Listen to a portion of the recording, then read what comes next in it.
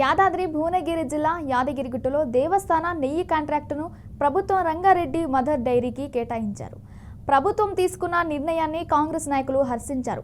ఈ మేరకు యాదగిరిగుట్ట వైకుంఠ ద్వారం వద్ద సీఎం రేవంత్ రెడ్డి పలువురు కాంగ్రెస్ పార్టీ ప్రజానేతలతో కూడిన చిత్రపటానికి పాలాభిషేకం చేశారు. ఈ నిర్ణయంలో మదర్ డైరీ పురోగతికి సహకారం చేరుతుందని Mother Dairy chairman Gudipati Madhusudan Reddy అన్నారు. యాదగిరిగుట్ట దేవస్థానానికి మరి గత 35 సంవత్సరాల నుంచి నిరవధికంగా మదర్ డైరీ నెయ్యిని సప్లై చేయడం జరుగుతుంది.